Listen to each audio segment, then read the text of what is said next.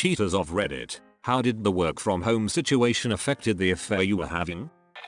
One of my staff found out her husband was having an affair at the beginning of lockdown. While we were waiting for IT equipment, we had staff log onto the system using their own devices, and her husband had saved a hotel booking confirmation to the desktop of the laptop she hadn't used for a while. Idiot. So what happened next? It's not great. He was very sorry and didn't want to lose her, promising her the earth. And then the other woman started turning up at the house demanding to see him and wanting to tell her all sorts of tales about what they got up to and shouting at her for standing in the way of true love, etc. She took an overdose not long after and was in hospital for a bit, then moved in with her parents, and we think the other woman had moved in, but don't know for certain.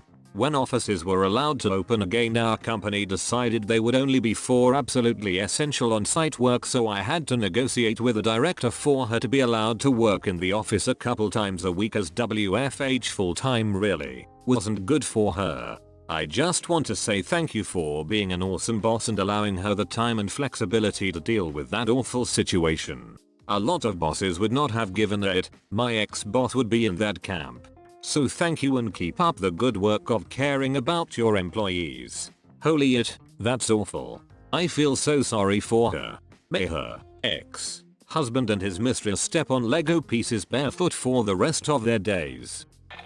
I've heard a few stories of people getting caught due to the fact that constant texting became real obvious. One case of someone getting caught for inviting people from a dating app over to the house while everyone else was out working. Personally, I have no idea how people find the time to have a job and 2 relationships.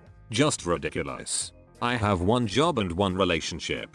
The admin for those is already ridiculous. I can't possibly remember another birthday, let alone remember secrets. For real though. I watched one of those cheating shows way back, and I remember one dude that had like 10 girlfriends along with his wife. And he had a job too.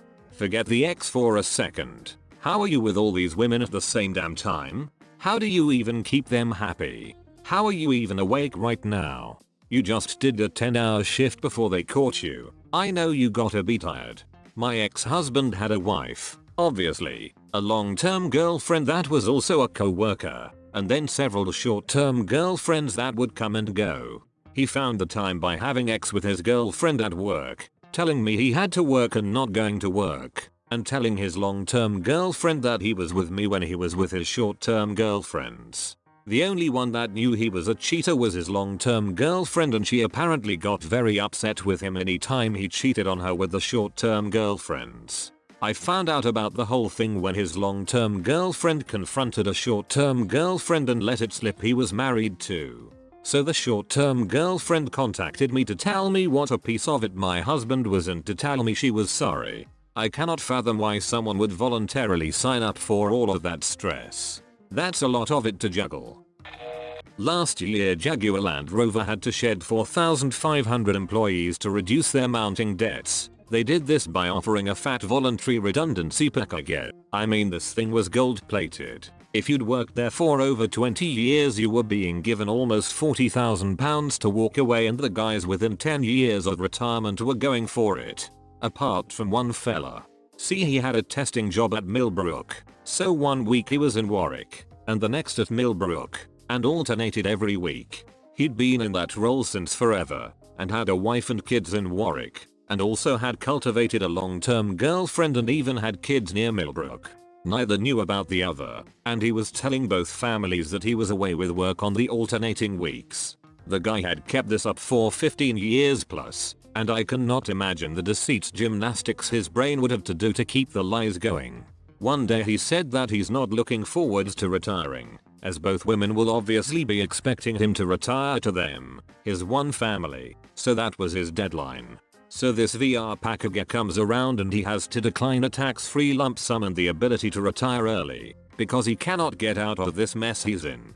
I left at this time, but he stayed, and must have thought he got a stay of execution. But from what colleagues have said is that when lockdown came into effect and he was furloughed, he got found out anyway, and is now being sued and divorced by both women as well as missing out all that lovely cash. I have no sympathy for him. I fully despise him for the lives he will end up ruining. But also, that's actually pretty incredible he was able to do that. I want to know so much more about his life. Did he travel? Which family did he take? Did he have 2 social media accounts? What about the kids' extracurricular activities on weekends? How did he afford 2 homes and 2 families? Who did he spend long weekends with? What a stressful life he must have lived. To reiterate though, he freaking sucks.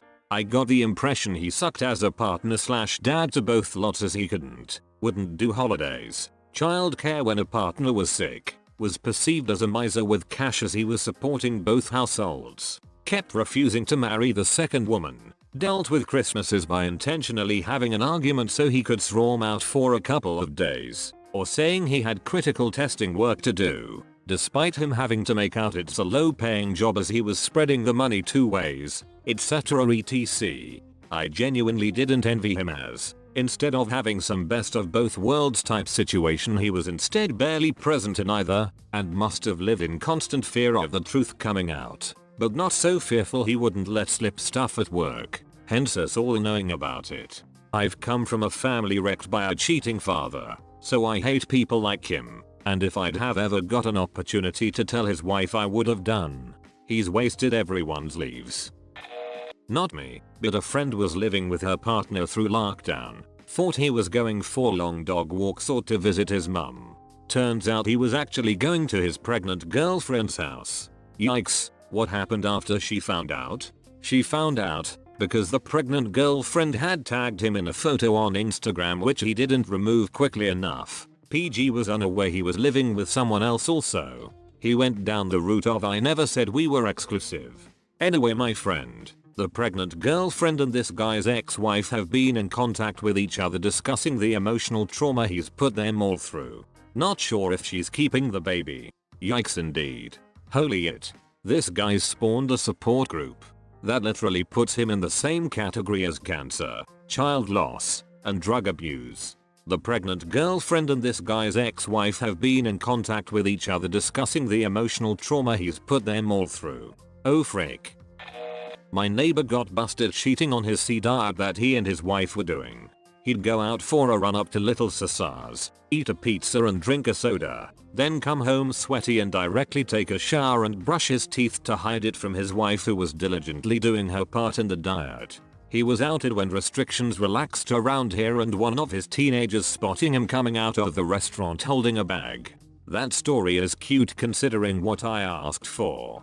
Little Caesars is not safe for work.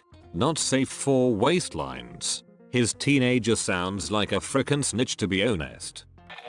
I know it's not the same, but I have wondered how the prevalence of Ring doorbells has affected cheaters. I was at work one day, the kids were at school and my wife was home alone. I got an alert from Ring that there was someone at my back door. Curious, I took a look to see who it was. I watched the video and saw a handsome, well-dressed man just walk into my house. Didn't ring the doorbell or anything, just walked in through the back door. My mind was racing. I had no reason to suspect my wife was cheating, but you never know. Then, to my relief, about a minute later he left. My wife called me right away. Turns out he was a real estate agent who was showing the house next door and he got the wrong address. He scared the shit out of my wife. She screamed at him, he apologized profusely and left. But for a minute there I thought something was up. My parents broke quarantine rules to have a family friend over and my mum ended up sleeping with him. Are you sure your parents aren't swingers? My first thought. My parents had a friend stay, in my head is code for they're all freaking. Answering this on behalf of a friend. The lockdown seemed to make it easy for him to get out of the house. He would go on daily bike rides in the middle of that day and she, his co-worker, would pick him up around the corner and they'd check in at a local hotel. All was great until the it hit the fan. Could tell us part 2 of the story please? Spouses found out, one of them had hired a private detective. Then work found out and an investigation was launched during which both of the guilty parties lied despite it being obvious everyone knew what had gone down. Wife stood by the guy that I know. Don't know what happened on the woman's side as I don't know her well. That's an interesting way of getting your cardio workout. Husband was often tired. but legs were suspiciously noodly.